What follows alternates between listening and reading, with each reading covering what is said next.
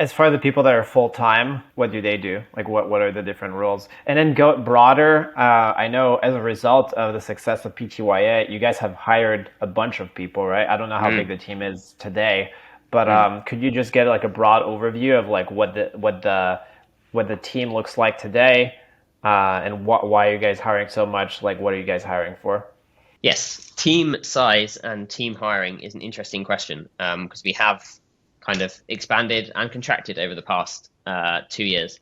Um, so I think P2A is is part of the business, and so maybe I'll go back and maybe talk through how we expanded, and then also the Yeah. difficulties around what we faced this year. So, um, as I said, back in 2020, there were just four of us: me, Ali, Christian, the editor, and Elizabeth, who was Ali's PA, but also ended up doing a lot of other stuff as well. And then we hired two writers at the start of 2021, which took us to six. We then hired Ali, then hired an EA because Elizabeth had gone on to do other stuff. We're still helping within the company, but she was doing other things within the company. We then hired someone to help with course operations for PTWA. So that was up to seven. Oh, we also hired a podcast producer at that time, so we were up to eight. Autumn of last year, we hired eight further people, which included four writers, videographer, YouTube producer, um, and editors. We basically went mad on hiring because essentially we realized that I was sitting in about eight or nine different seats and having to do eight or nine different jobs. And we believed at the time that the solution to that was to fill those roles with uh, people. Real quick, can I ask you how many hours a week were you working at that time when you were doing the eight different roles? Probably 60 or 70, Okay, um, cool. maybe slightly more at times. It was becoming, and it still is, to be honest. Like it's not that many hours, but for me, it feels more like, given how long I've been with the company now, and given how early I was, it feels like I have an element of co-founder kind of syndrome to it, wanting it to succeed in Mm-hmm. the sense that any co-founder would. But I don't have equity in the company. Anyway, we were at a stage where we were like looking at the accountability chart, thinking Angus is sitting in this many roles, we should hire for all those roles, which we did. And so by the end of 2021, we were at 18 people. And basically in June of 2022, And we, real quick, and that seems yeah, like most of those hires were around the YouTube channel. Like it seems yes, like there's like hires for P2A, but like all the writers, YouTube producer, yeah, that seems like it was all around YouTube, right? yeah, there were, so in that round of hiring, there were two people hired for P2A, which took the P2A team up to three. But most of it was around the YouTube channel, yes, and support on the writing and that kind of thing. Um, and that actually leads on quite nicely to the following point, which is that kind of in June of 2022, we kind of started to realize that actually, I look back at the first 6 months of the year for after June had finished, and what was kind of clear is that for the things that were comparable to 2021, we were producing less content, producing less money, and it was costing us three times more. Um, Mm. and that made us think it's like, something's not quite right here. And what we kind of, I think, realized was that ultimately we over-indexed on adding more people to a system would add more leverage. And when you're small, when you're going from a team of three to four, that is correct. But when you're going from a team of like 10 to 18, every other person you add to that is adding slightly less leverage than someone who's adding like three to four. And Hmm. for Ali's production process for YouTube specifically, which is so much based on him and his personality and his opinion, his thought, actually having writers for that content doesn't necessarily work. And Ali needs to be the one who is really involved with the writing process.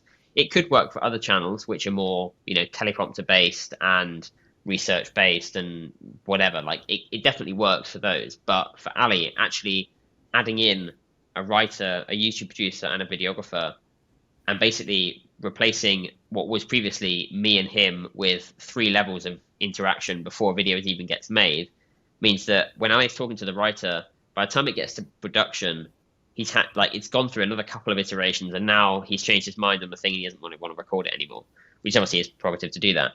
And it just meant that everything was being slowed up. And adding more people had also added a layer of middle management and all of that, like bureaucracy that comes with that. And me and a couple of other people were finding that there was more time being spent managing than actually doing, which just slowed everything up.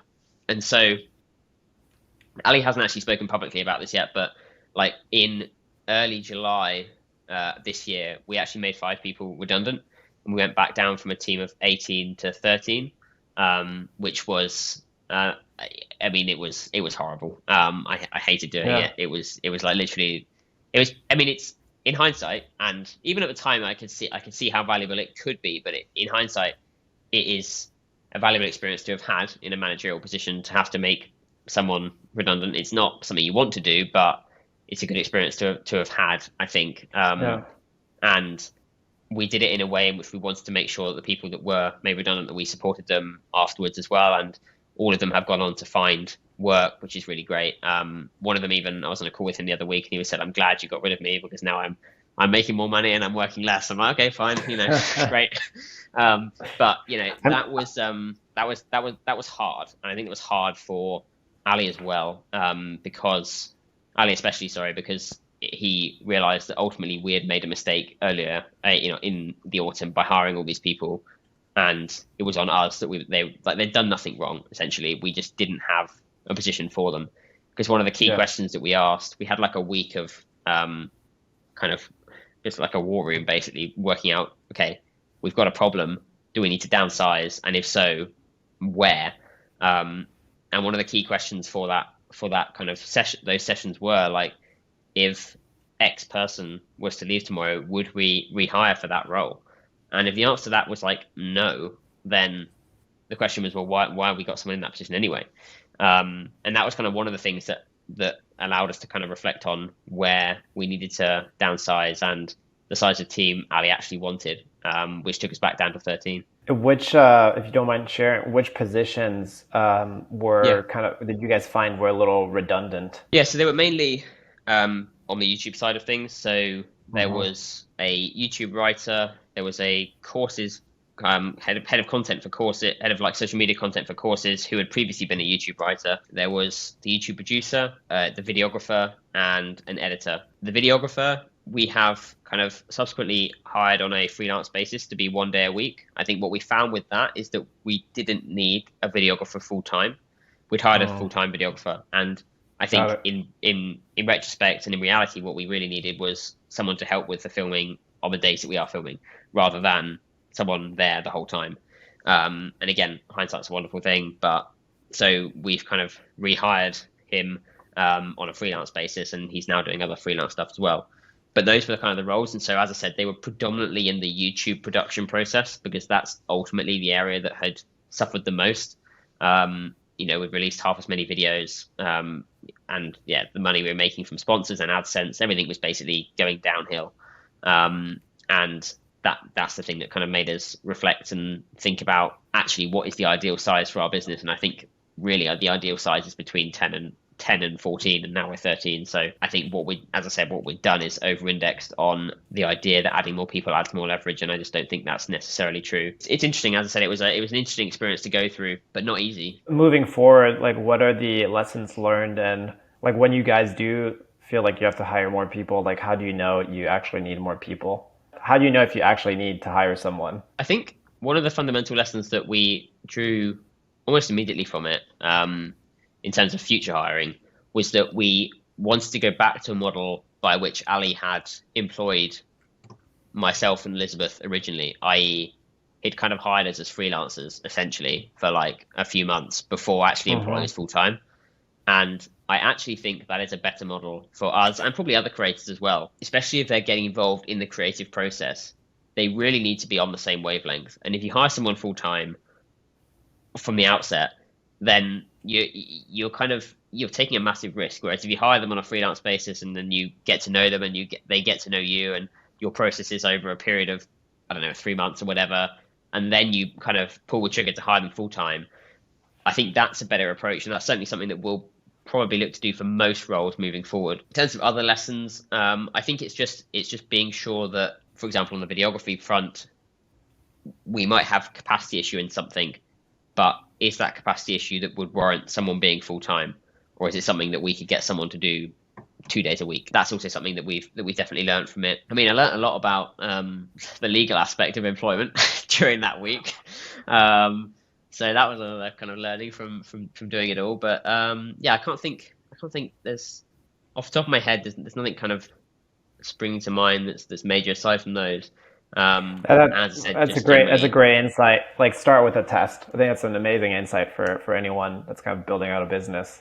Start with a trial, and scale like time investment from there. yeah. And also, like, the likelihood is, and to be fair, this is not an indication of the 5 people that we got rid of at all, but the likelihood is you're not going to find the right person first time. And we always say this with anyone during PTOA, for example, when we encouraging them to outsource editing of videos, because people should do that as early as possible. It's like, you're not going to find the perfect editor first time. Yeah, you Yeah. might, but you'll be very lucky if you do. And so there is a degree to which actually taking it as a test and being open to the fact that it might take you 2 or 3 people to find the person who fits you best is something that all creators, I think all business people, anyone watching this, like, should be aware of. If you like this short clip, make sure to check out the full interview right here and subscribe to the channel for more behind the scenes interviews with the people working for your favorite entrepreneurs and creators.